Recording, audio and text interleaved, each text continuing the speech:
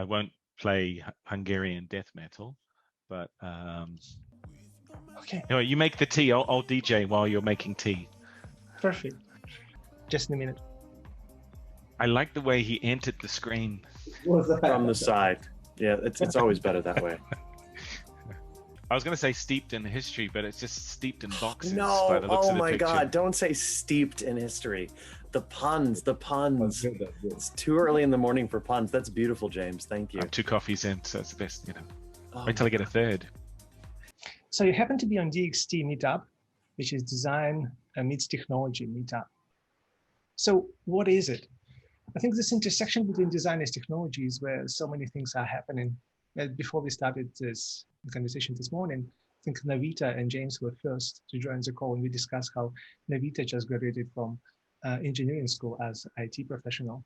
And James, of course, working with human beings for a very long time. I think this intersection between humanities, understanding human beings, which is design.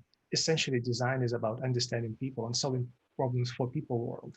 When technology is understanding the world outside of the human beings and solving problems in this world, this intersection is where so many things are happening. And we build a community on this intersection because we want to support sustainable innovations. When I say sustainable, I don't necessarily mean that we want to be environmentalists.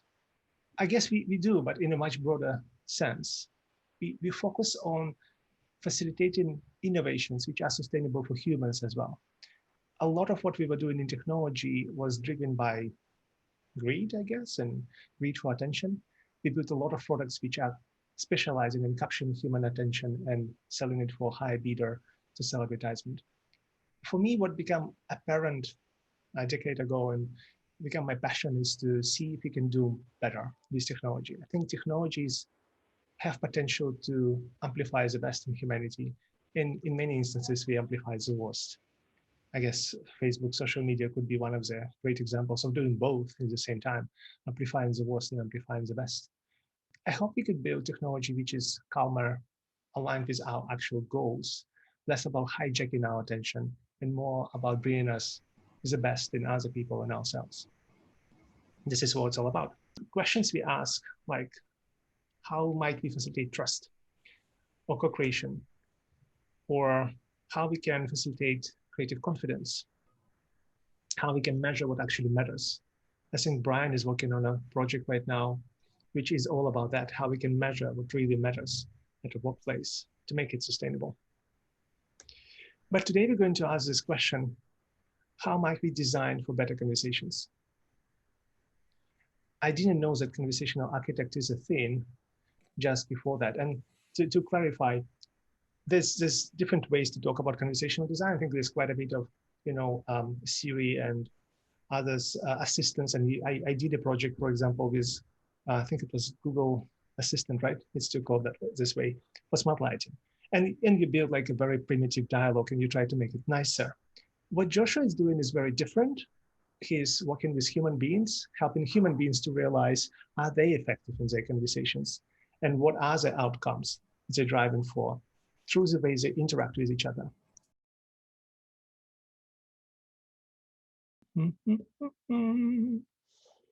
So we're going to explore these questions a bit deeper today, and Joshua will help us to get some handle on it. And I'm going to share a little bit later today as well. And now, Joshua, stage is yours. I'm stop sharing the screen. So first off, good morning, everybody. So thanks everybody for joining and coming and hanging out this morning, because that is super, super awesome, nice and bright and early. Well, depending on which time zone you're in. Anyone dialing in from Australia, so it's not that early? Argentina. Argentina. Oh, okay. Well, I guess. Well, we're going to do the rest of the session in Spanish then, Tomas. No, actually, no, I can understand Spanish right now, but it is too early in the morning for me to be speaking Spanish. So you go in Spanish, I'll just reply in German or something. If I'm ever so slightly incoherent sometimes, feel free to jump off mute and ask questions. I'm just going to give a tiny bit of background on this in sort of the problem statement or what we're trying to figure out here. And then I'm going to toss you into an actual simulation for this. Ilya and Navita are definitely cheating on this simulation since they did it last night. James may have also done this one, but it was a while ago and he's been very busy, so he's forgotten it.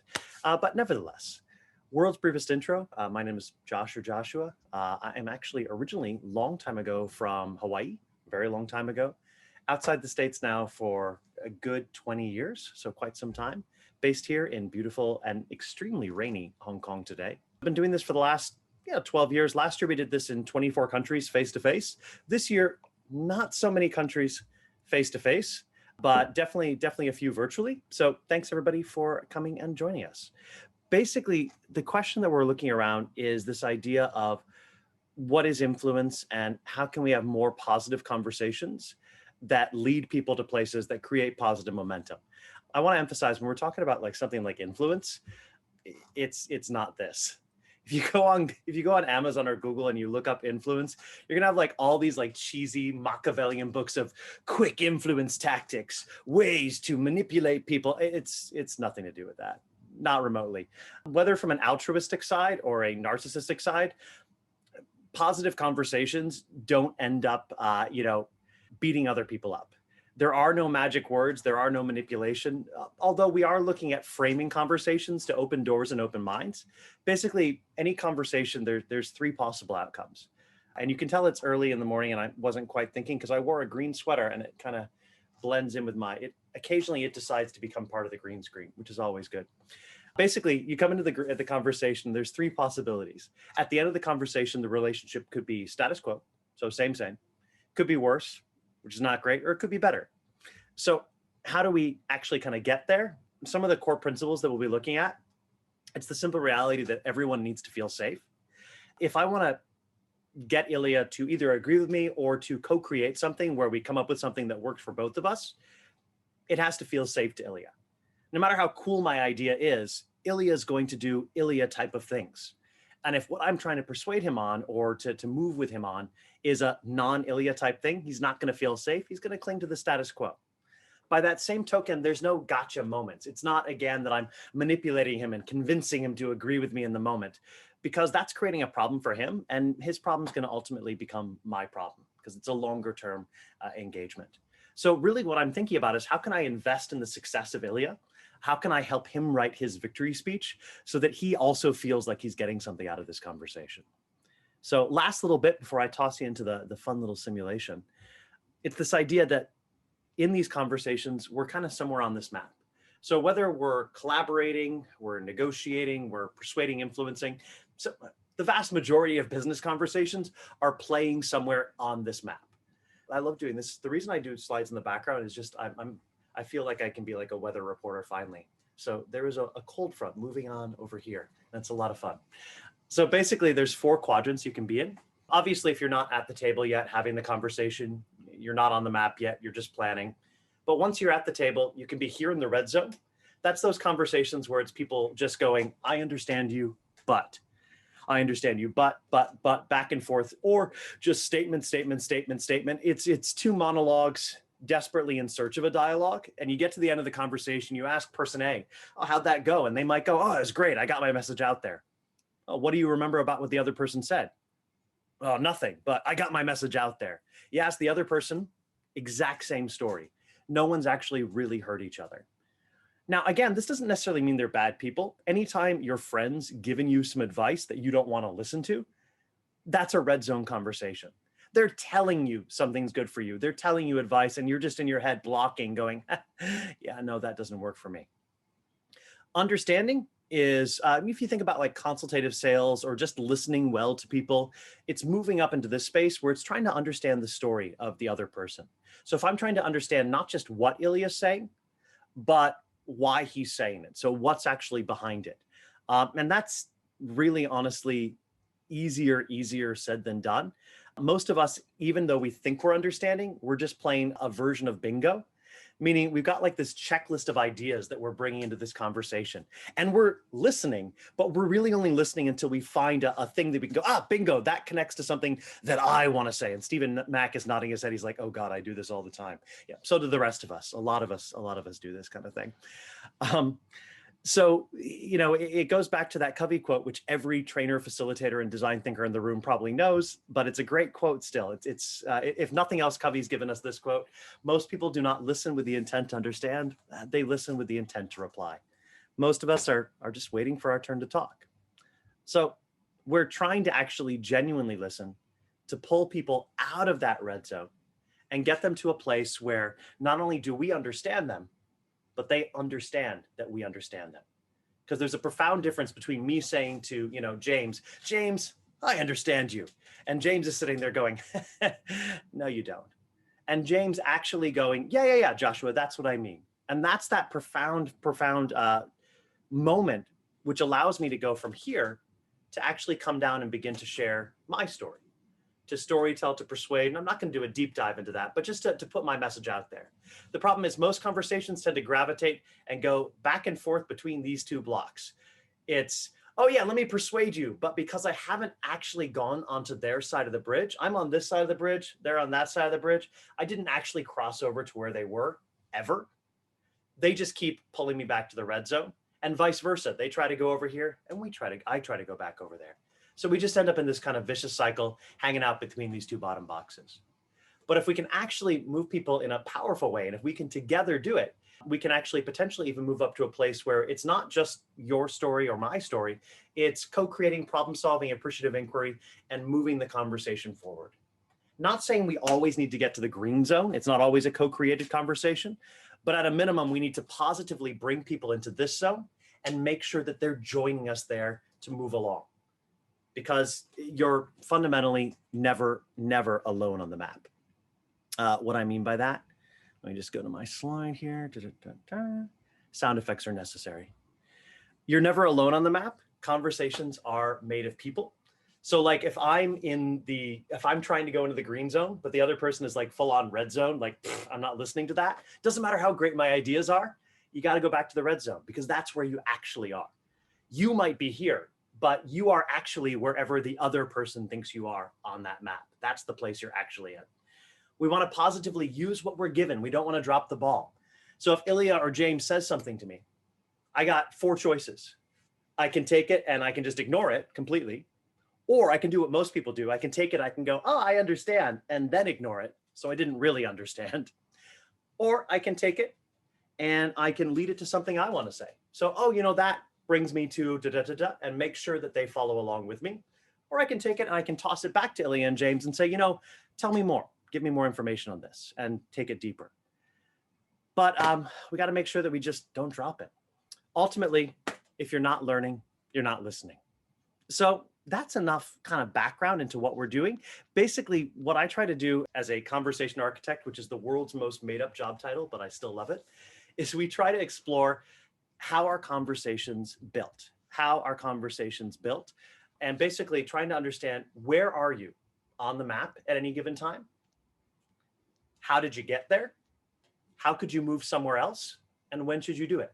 So it's that level of awareness and then setting up the triggers and behaviors that support that awareness that we're going to work on a little bit today and get to play around with. I put it together in this format, but it's based on a ton of other researchers. Like anyone who's seen like the advocacy inquiry 2x2 has some overlap. Although in terms of, so advocacy inquiry, so like on the basic idea, advocacy, push, inquiry, pull. But when you get down into the boxes, what we're putting in here doesn't really align with the advocacy inquiry one. It's a little bit different. This is more having to do with we've got Yukel. He's one of many influence researchers, but his meta stuff is some of the best stuff. So what actually is going into the boxes is more around his ideas of how we can move people around rather than just the advocacy inquiry things, which are a bit generalized in my view. Without further ado, I'm actually going to bring us into a simulation. Just give me 2 seconds to pull up. You should click the link that's in the chat right now. Please click that link. That's your character. You're an assistant. The rest of you, I will give you your briefing in just 1 minute. The rest of you, you are the boss. You're the manager. So this is a conversation between a brand manager and an assistant brand manager. It's about a product launch. You both agree that the product is awesome. So you're both on board with the project. You're not pitching the product anymore. It's really about what is the project team going to look like? And the brand manager's got some ideas and they're trying to influence the assistant. And the assistant manager has some ideas and they're trying to influence the brand manager. It's a simple conversation, but it's one that was originally designed in a previous variation by Dr. Linda Thompson from Kellogg School of Management. And it's an awesome, awesome example of upward and downward influence. So it's one of my very, very favorites. In 4 minutes, you'll be going into a breakout with one partner, and you'll have about 10 minutes to have this conversation. You are welcome to share any information you like, but you're also welcome to not share any information you like. In any conversation, there's information you want to give, there's information you might want to get, and there's information you might want to guard. That depends on you and depends on how you're approaching the conversation. My only request to you is to please, relatively speaking, stick to the information you've been given. There's always a temptation to go into full storytelling. James, I will give you 3 Ferraris if you do this. There's nothing about Ferraris in the briefing, I can promise. I mean, feel free to be creative, but not so creative that it becomes, I'm promising you unicorns and rainbows and sunshine and stuff. Although it might emotionally feel like that. My only other request is that if you do finish the conversation before 10 minutes, chill out, relax, feel free to chit chat with your partner about how the dialogue went. But after you've finished that initial conversation, don't add any new information that wasn't revealed in the conversation. So again, just to be clear, in the conversation, you can share whatever you want or as little as you want. But once it's done, that's how much we've shared. What I mean by that is don't just give the person your briefing when you're done. It's always tempting to go, what was in your briefing? Oh, what was in your briefing? That will make the debrief less interesting. You got 10 minutes. I'm going to send you to your breakouts. Please, no bribery. Do your best. And let me just make sure I've got my breakout set up correctly. Yeah, all right. I'm sending you now to your rooms. See you soon. Welcome, Henry. Hello, Henry. Hello, Adeline. So if you're thinking this is a very small group we've got going on here, no, it's not. Everyone's in their breakout rooms right now. So we've got about 20 people here, and they're all in their breakouts doing an influence simulation. It's a back and forth dialogue. So what I'm actually going to do is to send you to observe one of those simulations. You don't need to participate. You're just going to be an observer. And your goal is just to watch the back and forth conversation and see how they do. How do they attempt to move minds? Before we debrief on that, so Ilya knows what's happening next. Before we debrief on that, I would really like to have 2 volunteers. I would like 1 brand manager volunteer and 1 assistant brand manager volunteer, not from the same group though. So who would like to be our victim? Volunteers, never. Brian, you'd like to volunteer, fantastic. So we've got Brian as the assistant, who is a brand manager other than Brian's previous partner. So it can't be, I believe that was Michelle who was Brian's partner. Yeah, so it can't be. So sorry, Michelle, we'd love to have it be you, but it can't be because you already know inside Brian's head. So anybody else? Oh, Tomas, I saw Tomas's hand go up. Yeah, you were the first. So Tomas, can I have both Tomas and Brian come off mute? And I'm going to pull you into the main spotlight. So get in the spotlight. The sound effects aren't necessary, but you know, they're going to happen this morning anyways. All right, I'm adding the spotlight. So let me explain what's going to happen. We're going to do a rewind. So not continuing the conversation you had, but this is your chance to have either the same dialogue or a different dialogue. It's the exact same scenario. We're not going to give you 10 minutes this time because the goal this time is not to finish it. We're just going to give you a shorter amount of time. Just try to have the dialogue like you did in the previous one. And everybody else, congratulations, you're observers. I want you to watch, how do they toss the ball back and forth? How do they move the conversation around? And this is what we're really trying to figure out is how are we mapping dialogue? So just think about it in your own brain. If you were in Brian's shoes or if you were in Tomas's shoes, what would you do? How similar is the conversation they are having to the conversation that you have, okay? How do you see them trying to push ideas out to each other? How do you see them trying to pull? You know, really this back and forth, hi, how are you? Da, da, da, da, da. How do they actually toss that ball, okay? So that's what I'm asking you to watch. We'll run this for a certain amount of time and we'll do the transcription thing on it as well. Brian, Tomas, thank you for being awesome, incredible human beings. Give me 10 seconds to pull myself off the spotlight so I'm not lurking and staring at you. That way you're in this cool fishbowl together, hanging out. Oh, there you are. All right, you may begin. Good luck. Thank you. Great. Hey, Brian. Hey, Thomas. Hey, how are you? Very well. So, what's up? So yeah, so I just wanted to check in and chat about the new product idea that I did some research on, or a bit of analysis on recently. So this is the one which is the spray-on detergent. So it doesn't need any water, doesn't need any washing machine. According to my analysis, I reckon we could make around $10 million on that product in the first year, but it's obviously a very attractive market segment. I think a lot of our competitors will be getting in there pretty quick. So I just want to have a chat with you as to how do we best take that project forward, because I think we need to get moving on it pretty quickly if we want to hit it. Totally aware of it. In fact, I already have some pre-arrangements with the senior stakeholders. They're probably giving us the budget to pull it through. So great work there. It's been like you've done an amazing research. Thank you. It's solid. So I think we are ready to go to move forward. Fantastic. Oh, that's really exciting. I'm really pleased that they can see the opportunity. Yeah. So what did they give us a timeline? Did they give us any kind of mandate? How do you see this project being structured? Because I can see we're going to need production people, marketing people, finance people. We're going to need a whole team to make this thing happen. Definitely. So what I'd like to do is, and I want to hear your thoughts on this, but I would like to make a proper case. I mean, we have to have the proper presentation with the financials and stuff, but as I told you, I have these previous conversations, so this should happen, and I want to go and show them a plan and a team.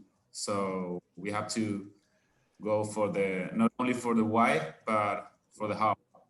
So I would like to discuss with you how to assemble that team. Yeah, cool.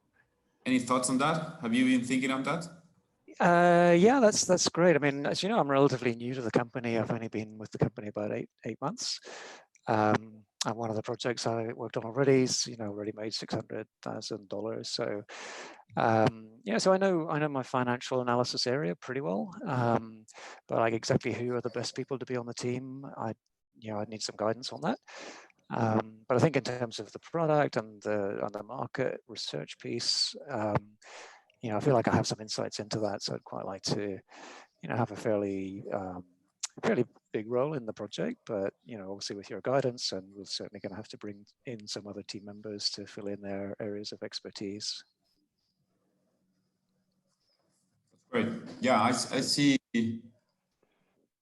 I really value your experience and your talent and your eye here. So I think you are the heart of this project, and I want to give you all the records on it. At the same time, as it is the most important innovation project this year for the company, I want to be fully in command. But I would like you to have a primary role, and you to use this project as as a ladder to be able to grow in the company. Yeah, thank you for that. Yeah, thank you for that opportunity. I really appreciate that. So yeah, I mean, I think that this project, I do see it as a great opportunity for me to learn about new parts of the business and expand my understanding and make connections with different stakeholders. So I think obviously I need your help and support to be able to do that. And thank you for saying I can have a leading role in that. I'm very keen to just to get in there, get stuck in, and see what we all learn. And very conscious that this is high stakes. So if we can make it work between both of us, it's going to be fantastic for both of us. Definitely. Any fears or worries around the project, or any red flags you want to pull out? Yeah, nothing too much that's bothered about. I mean, obviously, I think we talked about it, the politics and the dynamics and managing the senior stakeholders. Clearly I'm looking to you for guidance around all of that. I've run a few project teams before, and again, I can be coached on that, but I think I can have a pretty good stab and yeah, so I think we can, between us, I think we've got a great combination of skill sets here, and it's great that you've done all that groundwork and got the leadership on board with the concept. So, you know, I think the ball's in our court now to really work together on this and hit it out of the park. All right, let's stop. Nice job, gentlemen.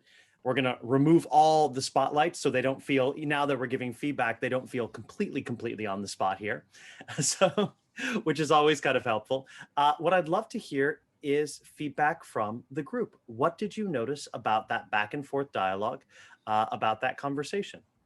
It was not aggressive, as in like the boss is bossy and the assistant is just executing. And I think they almost have like this discussion peer-to-peer. I mean, human to human, and not someone like mastering, controlling the other. And I think it's always more constructive when two people are more or less at the same level, without the fear like, oh, it's my boss. If there's some stuff I cannot say. Brian, that trick also I did is like, it's going to be a win-win situation. And I will need your support. I think this is something that is quite useful when you try to get something, to let the other one, he will get something out of it. And you require experience, knowledge, and whatsoever.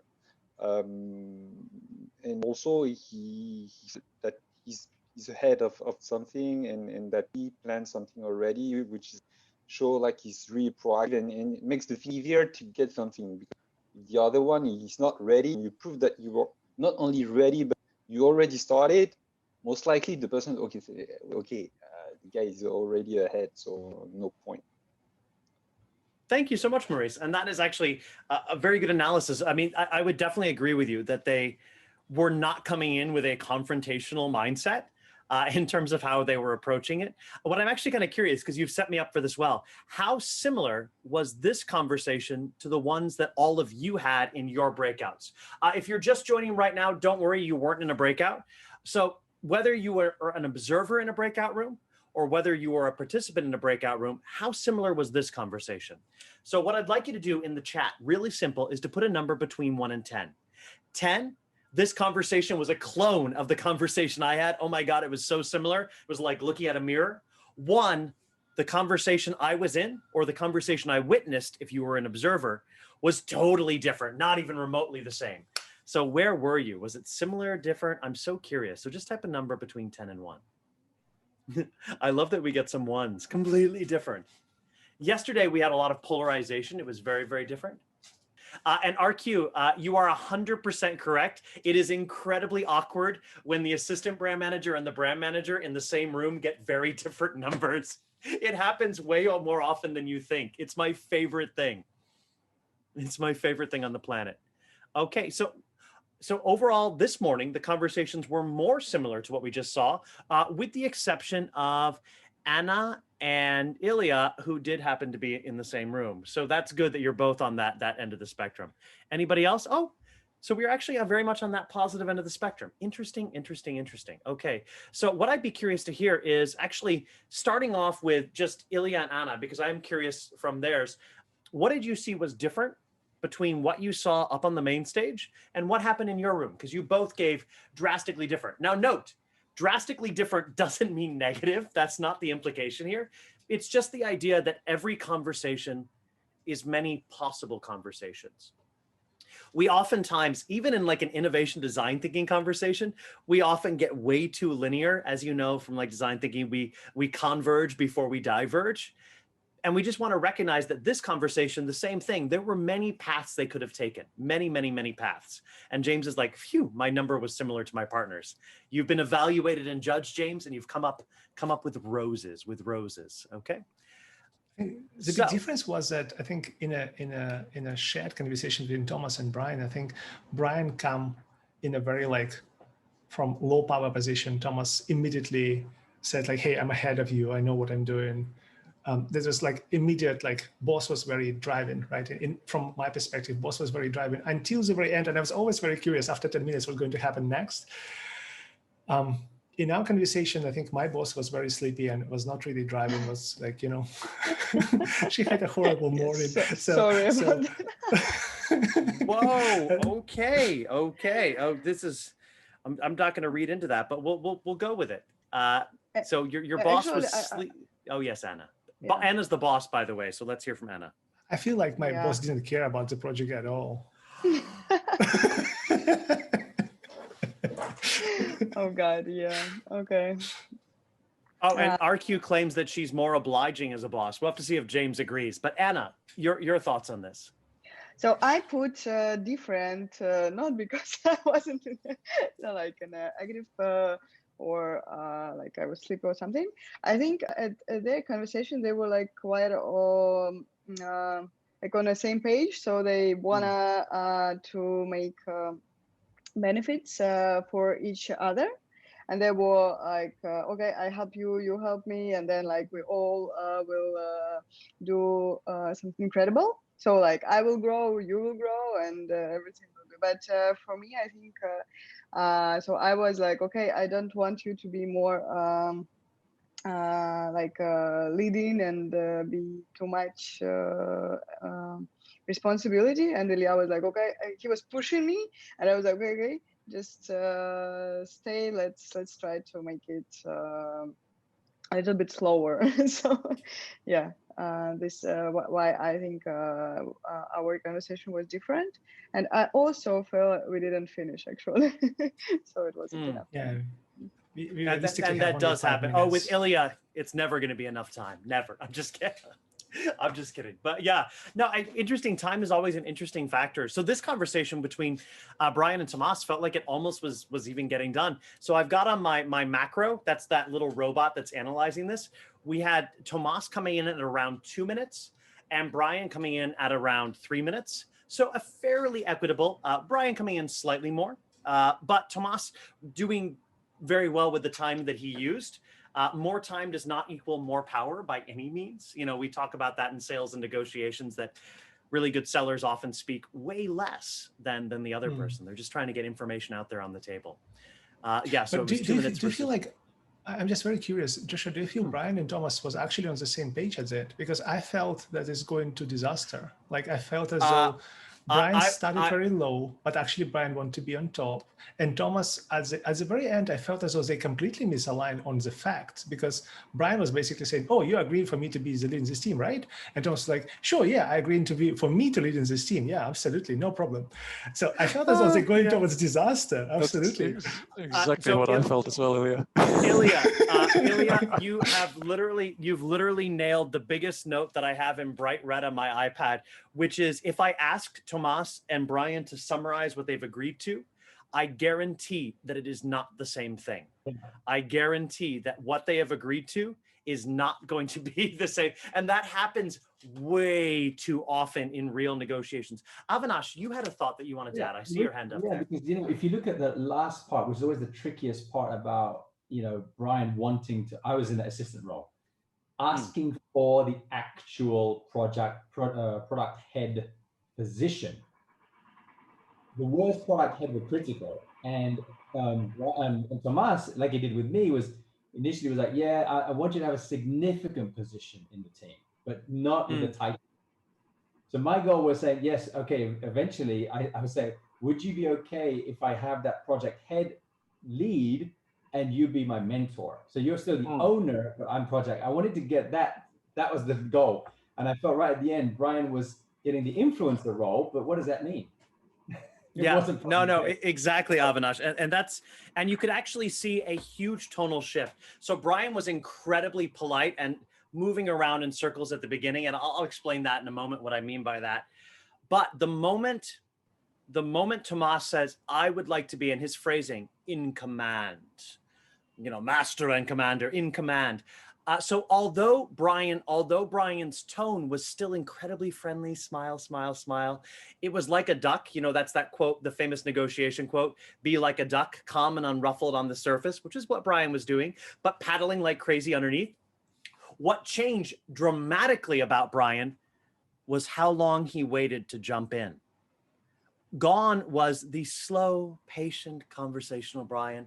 The millisecond, actually, technically before, you could actually hear noises coming out of Brian's mouth before Tomas was even done. The moment he mentioned master and commander, like I'm going to be in command, you could see Brian going, I can't go, and And he said it so politely when it came out, you never would have known that it was an explosion waiting to come out of his mouth.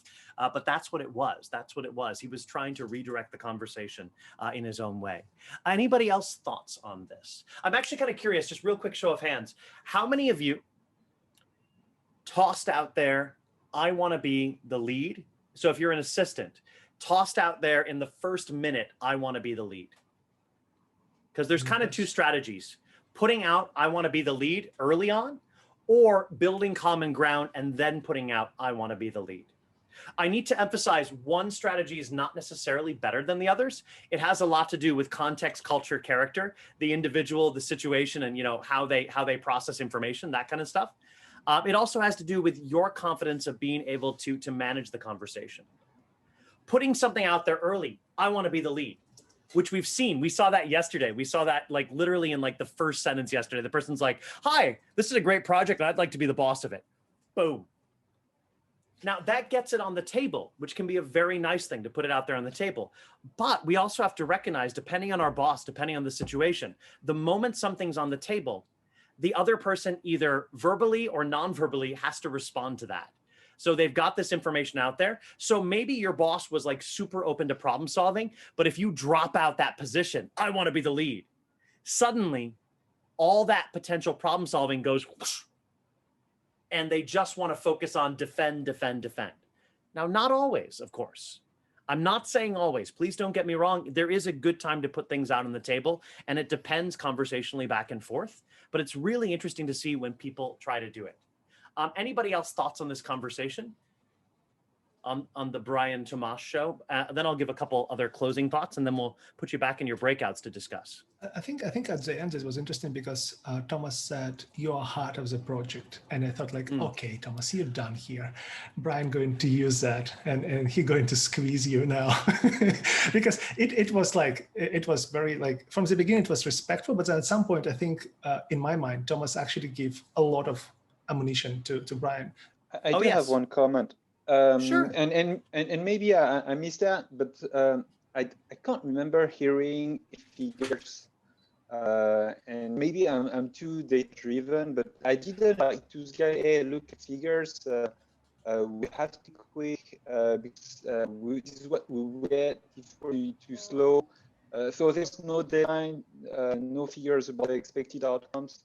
And like what is the real reason of doing it? So somehow, and maybe people, they don't know each other, they didn't discuss that much about it, but me, I always put figures like, oh yeah, this is what we expect, this is what we will have, this is what we invent, something like that. So and maybe I missed that one on the conversation. I don't know. No, not terribly, Maurice. So I can actually show you. So let me pivot to some of my thoughts on the conversation. And again, these are just one view. So please don't take this as critical, you should have done it this way kind of feedback. It's more just thinking about what are some of the other possibilities, the other directions this could have done. Thinking of conversations as a choose your own adventure. So Maurice, you're actually not wrong. There weren't a lot of numbers put up. He did put up at the very beginning, he did actually put up that we need to get moving pretty quickly. So I've got the actual conversation here. It's nicely, all beautifully transcribed, which is always good fun to see. So we did get, oops, let me just pull this on up here. We did actually get that being put out there. We need to get moving quickly. Now, what's interesting is what the manager can potentially do with that. The manager can say, you're absolutely right. So later on in the conversation, the manager can actually go, you're absolutely right.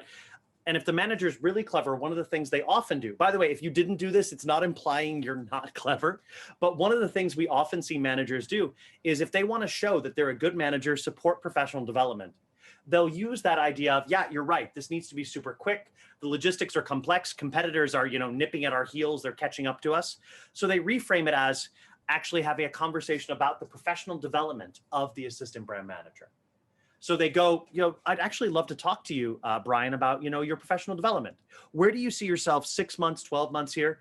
Because my goal as a good manager is really to support you in this.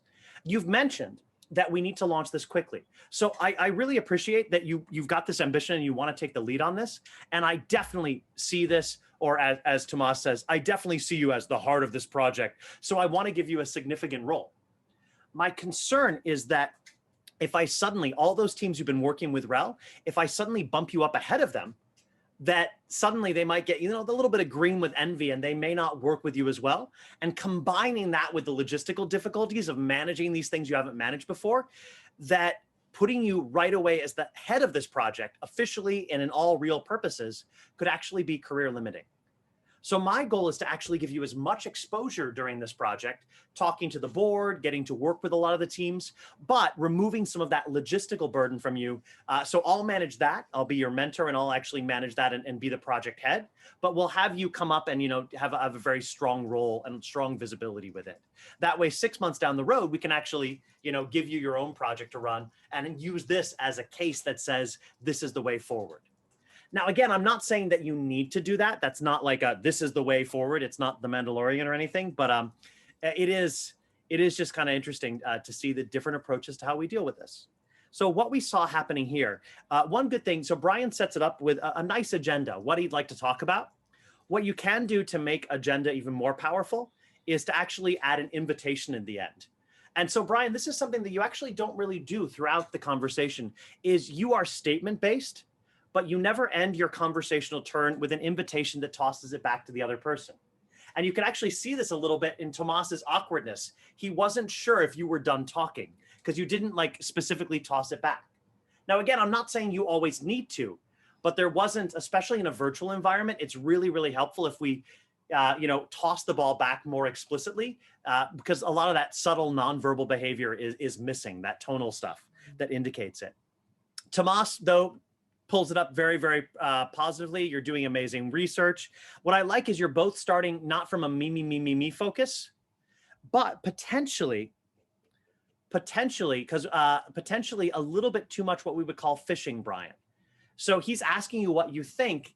And if you really want to step up to the leadership role, even if you don't necessarily want to drop it in, I want to be the head of this project, you might want to drop in a little bit more explicitly. Well, thank you for asking. Some of the criteria I would look for success on this project are X, Y, and Z, whatever you want to put out there. But put a little bit more shape to it, leading to you, even if you don't want to drop it out there yet. Instead, you kind of go back and forth, broken record style. What do you think? No, what do you think? No, what do you think? And it was circling a little bit. It wasn't until like 2.5, 3 minutes in that we finally, halfway through the conversation, got Tomas to go, you're amazing, you're the heart, but I'm the commander. And then it began to get a little bit more explicit. Brian, you were still using hedging phrases. I would like a fairly big role. Fair hedging phrase, not actually directly. What does fairly big look like to you? And you were adding in a little bit more me focus rather than this is what's good for the project focus. Neither of you were talking about your professional development, so you might want to bring that to the surface if your boss is not doing so. And neither of you were really, truly exploring what the other person was thinking. You kept setting yourselves up to do it, but you weren't really working with what the other person gave you. Brian, you weren't ending ever with an invitation. It was always just end of a statement, boom. Pause. Tomas wondering, should I step in? And then Tomas steps in and continues it. I did love feeling the interruption that you were ready to do. Also, one dangerous framing, Brian, and Brian's like, oh, good God, at this point, sorry. The assistant manager always gets more feedback in this, unless the brand manager goes completely nuclear and's like, yeah. And I've seen this happen where they're like, yeah, you're new here at this company, so I don't really think you're ready for this. Or they get really confrontational. They ask questions like, which turned it into interrogation. I had one actually go, so this isn't a job interview, but Brian, tell me your strengths, which is, you know, a job interview question. Brian, if he was given that, can choose to respond with, oh, my strengths are X, Y, Z, or he can try to reframe it. He can go, you know, you're absolutely right, boss. I don't see this as a job interview either. I'm happy to share my strengths, but if it's all right with you, permission seeking, I'd actually prefer first to talk about the structure of the project, you know, something like that. So the last note I was going to make, which was kind of interesting, was your framing. Just a little tiny buzzword where you could tell the anger was secretly seething beneath the surface. If, and this is the key phrase, I got to find it in here. He says, if we can work together, this will be a good project. Not with our good collaboration, but just a little Freudian slip. If we can work together, this will be a good project. And that's an operative word. So that's just a couple of thoughts. Again, this is not the be all and end all, but it is kind of fun to play around with and look through the conversation. What I'm going to do in a moment is toss you back to your breakouts to discuss this. We did lose one person because we hit the 11 o'clock mark, and I'll be tossing it back to Ilya in a moment. But I just want to give you just a moment in your breakouts to debrief with your partners. Can we first give Tomas and especially Brian a huge clap for putting themselves in the spot? Because that's super awesome and super amazing and brave. And it's also, oh God, I can't believe I did that. But that's every single human being, including myself. So it's always, we're trying to create an awareness of where we are in the map. Did we actually really move here and use what was said? Or did we just kind of go politely back and forth between these two? So fun. This is fun. This is a meta study that was done basically. So McKinsey made it look pretty, but it was actually based on Euclid and a bunch of other research. What we think works in persuasion, rational persuasion. And by the way, rational is fantastic. Data, logic, what Maurice was talking about, it's a great support strategy. But as a starting strategy, as a lead strategy, what actually works is much more consultation. So going up into that corner of understanding others and bringing them on board, and inspirational appeals. Now, I don't mean some vague wishy-washy inspiration, not you can do it, not that kind of stuff, but really not just telling people something's a good idea, but showing them and allowing them to try on a mental model where they're like, yeah, that seems like something I could do. Whereas rational persuasion, although it's really good as a supporting strategy, has huge potential for pushback if we just use it as a lead, because it implies oftentimes that the other person is sub-rational. I won't say irrational, but not as rational as you. No one's in the main room with me, although it's still recording. Hi, I am sleepy. My facial expressions.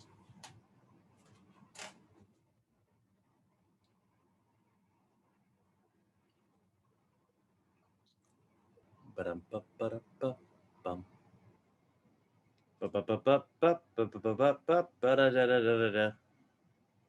So just a few closing things on this, just to make sure we're all clear. Tomas actually reminded me of the thing that I forgot to say, so mea culpa. This idea of telling versus showing. So Tomas was saying, not Tomas, sorry, Tom. I got Tom and Tomas. I'm so sorry, Tom. I confused you with Tomas. It's two Toms. So Tom was saying, so I told them I could give them co-lead and, a lot of cool things. And there's a big difference between telling and showing. So like I could tell you, hey, Tom, this is good for your professional development. It's a great thing. But if the other person's going, yeah, I'm not so sure, it's a very different conversation than if we first explore your professional development and I use that to lead to what I'd like to say. One sounds like I've just got an objection, an objection response that I've pre-prepared. The other one feels like I'm actually exploring really your interests and then bringing up something that helps to respond to those interests. Okay, so it's slight little difference, but it does matter. It really comes down to positions versus interest, which is, I know many of you have heard this before. It's William Murray's story of the orange. He's a Harvard negotiation project. He tells the story of John and Sue, two people, and there's one orange. John's position, I want the orange. Sue's position, I want the orange. What is the fair way for them to share the orange? What's the fair way for them to share the orange? Let me ask somebody, random person. Michelle, what's the fair way for them to share the orange? John and Sue. I want the orange, I want the orange. How can they share it? I forgot. I read a book about many ways of sharing a cake or something. And then there's like one that I still remember that's not orange related, but let's say there's a line that moves slowly and then you can press a button to say, I'm going to take this chunk.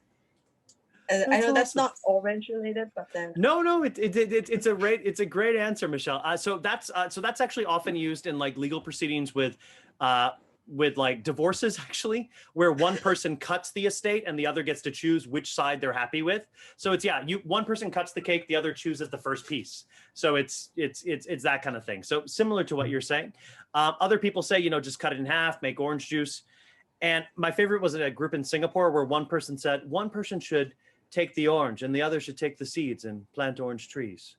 I love that answer. But all these answers are just getting people to halfway satisfaction. And William Murray famously says, too much focus on what people want stops us from understanding why they want it.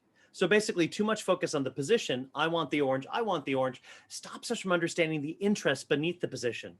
I want to be the head of the project. Well, what I really want is professional development, visibility, all that kind of stuff. Were we having a conversation fighting around who's the head of the project? Or were we really talking about the interests that are underneath that? Okay. John wants to make orange juice. He wants the middle. Sue wants to make orange frosting. She needs the peel. We could get both to perfect satisfaction if we stopped focusing on their what and really started focusing on their why. Now, I know in life, it's more complicated than oranges and orange juice, but think back to your own conversations in business, in personal life, and also with the brand manager assistant. How much time did you spend going statement, statement, statement, statement, rather than exploring what was underneath those statements? Any closing thoughts on that? Because that is all from me before I pass it to Ilya, but I know you guys had really good breakouts with your partners. Any closing thoughts, questions before we toss it to our guru of tea?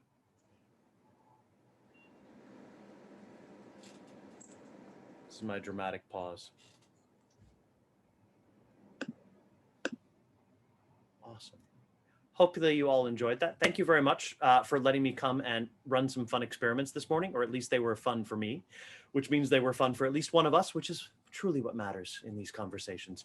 So thank you very much for letting me do that. With that, Ilya, I'm going to actually pass the host control back to you. And thank you, Joshua. Oh, you took it back actually. So never mind. All problem solved. No, I just put myself in spotlight. I didn't do back anything yet. Gotcha. And I don't really need to do that. It's okay. Wow, it was actually very impressive. Thank you, Joshua. I thought about this quite a bit, and it's interesting how, in this case, repetition is not really repetition for me, but iteration. I learned so much from you last time, and I learned again. And this example with orange, I heard it yesterday, right? But today, I think I got it a lot better. You did hear it yesterday, yes. It doesn't matter. Like, this is the thing. Like, I think people focus too much on what instead of why. I mean, like what people said, I heard these words. Okay, did you understood why? Did you connect it with your own experience? I think this is very important. I will share a little bit about, we're going to still have like 15 minutes, so I will be super quick. I'm going to share a little bit about on this topic of serendipity and conversational architecture. I thought about sharing a little bit of my experience around tea. This is me. And this is me making tea. It started for me more than 15 years ago. And it doesn't matter why it started, but what I thought to highlight today is that how it became a tool for conversations.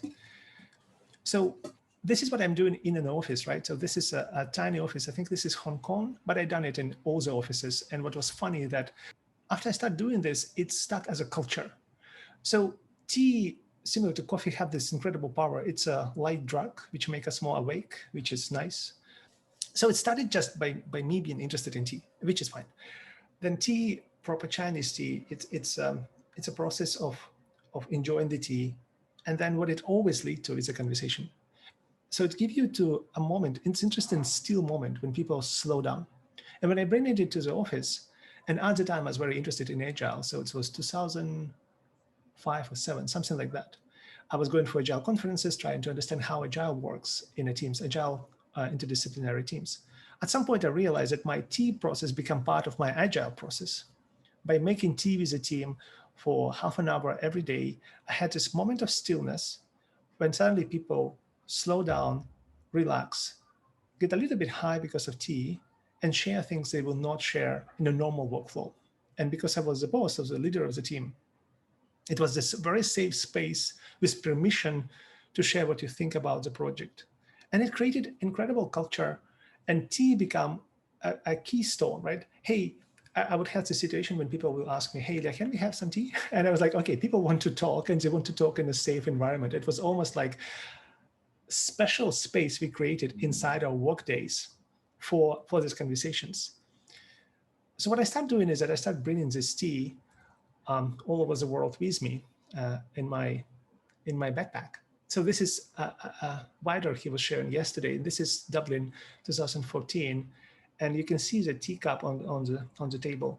I was taking my tea table over there, and I was managing to create this same experience very quickly. We just bringing over the tea, asking people to join me for tea. We sit in an Airbnb apartment, which I rented at the time. There's a few guests, they come over, and we sit down and we drink tea, and we connected to a point that actually Wider was presenting yesterday. without tea as a vehicle to facilitate this conversation, I don't think we would connect at this level.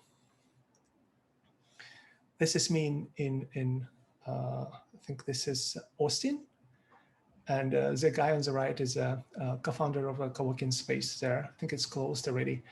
But it was another interesting thing. So I was taking my tea, I was going to locations, working there, put it in there, and having the same moment of stillness and connection. And I thought it's very interesting because it's a very different conversation you're going to have over tea versus a conversation you're going to have over coffee. Coffee kind of implies that it's going to be quick, right? People might or might not relax. People do have high. High from coffee is like a spike usually. It goes like very sharp. So people are like, ooh, and the heart is racing. With tea, it's the same drug, but the effect is much, much slower. The concentration usually lower, and the effect is much slower. And what tea does is usually go through phases of relaxation and then awakening, not immediately towards awakening. And this really works well with a conversation. People usually start talk about what you talk about if a crazy Russian guy bring the tea. You talk about this, right? You talk about tea itself. Like it was very typical scenario for me to start conversation and with people talking about tea first. They asking, oh, what kind of tea it is, and I have stories to share, right? The craft of tea is half of this business is completely storytelling. Right, half of the price you pay for tea is the story was sold with the tea. And at first I was very upset with tea being so intransparent. And later I started to really appreciate how this business works because it's business about relationship and relationship between generations of people. Like if with tea guanine, for example, it takes you 7 years to, like, first you need to manage the lands, and 7 years to a point when you even start to collect. Then you start to collect, and it's 15 years to a point when it's actually good to collect tea from this bush, right? So it's very often for your father or mother to plant this, and you going to reap the benefits, right? And they know that when they do that. Even more with pu'er, you collect it, you press it, and you can start drinking it in 5 years, but it's not a good idea. You better start drinking it in 10 years, right? And it's go up in price. So if it's really good, you put it on a shelf in the right place and you store it.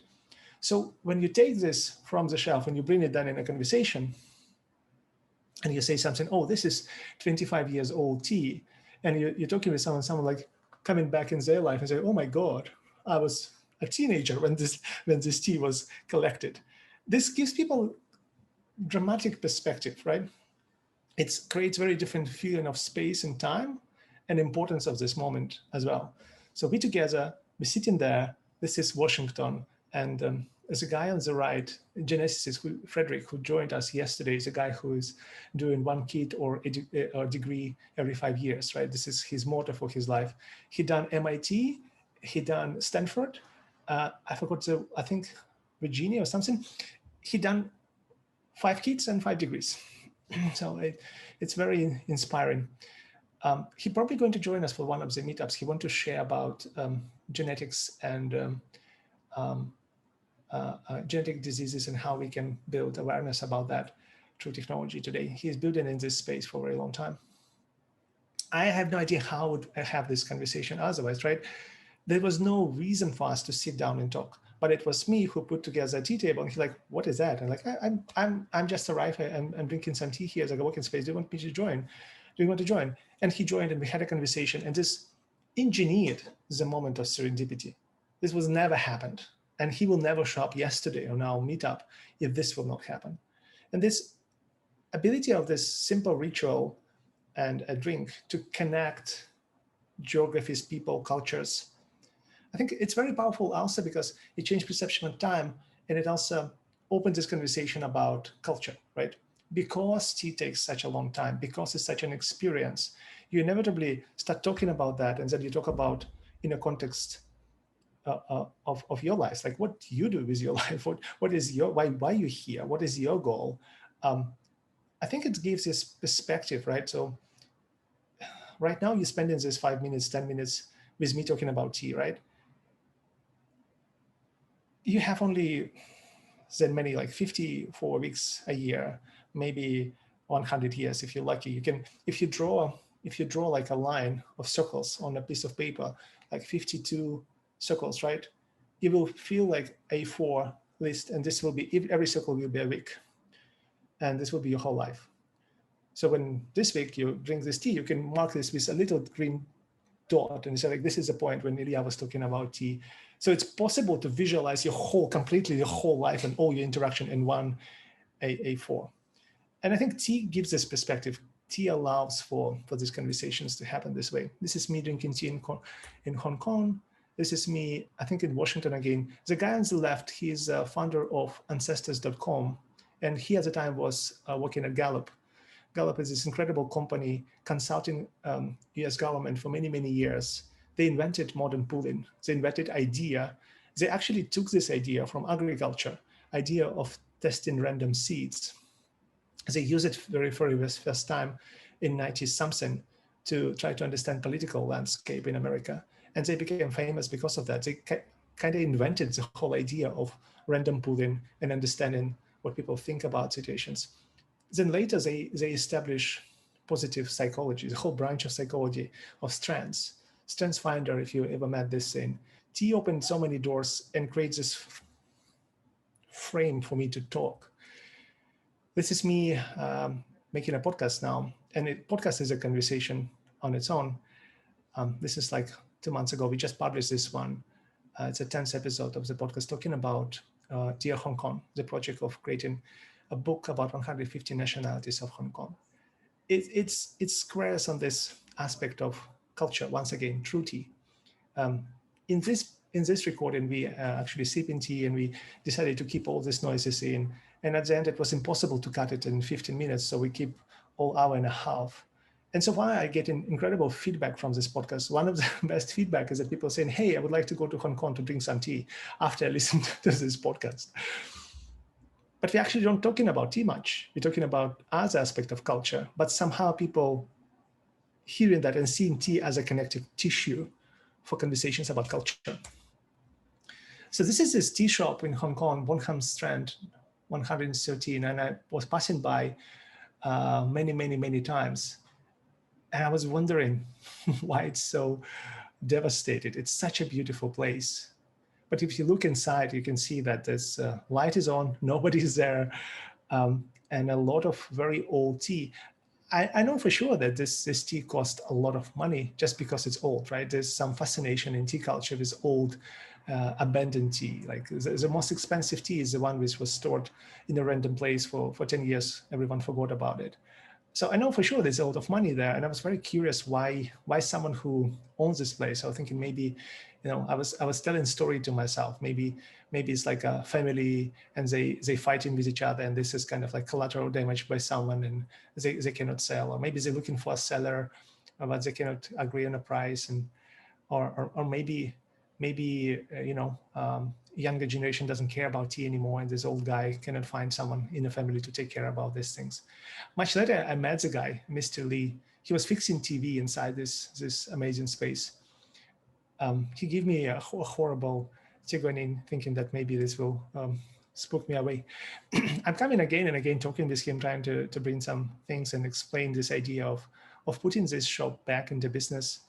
I don't know if it's possible, but I was thinking like why I want to do that. And it's all about vehicle to create culture. 15 years ago, I built a startup to connect people, and I thought the technology, beacons, all of that will be the answer. And what is interesting in my journey is at this point right now, when I look at all the things I could do, I realize building a physical space for conversations could be one of the best ways to actually facilitate conversations. Yeah, building this community, making this meetup, all of that is great. But there's something about moment of connection, quality of connection, right? I noticed at some point that some people chase many more connections. They give cards, on events. They go on events and they're stressed about, I need to meet as many people as possible. And it's rarely translate into good opportunities. Some salespeople say, oh, it's a numbers game. I need to call as many people as possible. Maybe it's true. I really don't know. But in my experience, what I found, maybe because it's me and my personality, I found that fewer connections, but of better quality. If I can spend more time with these people, if I can share tea with these people, if I can dig a little bit deeper, pretty much everyone I met, every of you on this call right now, I know for a fact, if you sit down over tea and we spend for 2 hours, I will learn something absolutely fascinating about you. And it doesn't matter if you're young or you're old, it doesn't matter how much experience you have. You have this unique perspective on the world, and knowing that will make me a lot richer. And for me, this is one of the most enjoyable things in life, learning about the world. And you are unique in this world, right? Learning your perspective. It's what makes me happier. So my dream right now is to make this place a convenient place for conversations. And what I think it should be all about is that coming there and sharing your perspectives. Like, it should be the best place to have a meeting about possible business or partnership, or just catching up with a friend, right? To establishing the human connection. Yeah, this is my dream. I don't know if it will ever come true. I decided to put together a website about that, write about that, and share about this today. Thank you for listening. Thanks, Ilya. Thank you. Yeah. Be exactly at 11:30, so this is the end. If you do want to chat, please feel free to hang out. If you need to jump off, you just do that. I hope you enjoyed the event. We're going to make a recording. We already did a recording about that. We're going to make a proper YouTube video from this one. So the wisdom Joshua shared will be available on YouTube. And I'm very excited about that because I think it was really good. I really appreciate your time and sharing today. Thanks, everyone. Thank you so much. Wisdom is a strong word for it, but thank you. Thanks, everyone, for experiments, conversational experiments. That was fun. Have a great day, everybody. You too, Joshua. Thank you so much. Thanks again. Thank you. Thanks so much. Cheers. Bye. Cheers. Thanks, Ilya.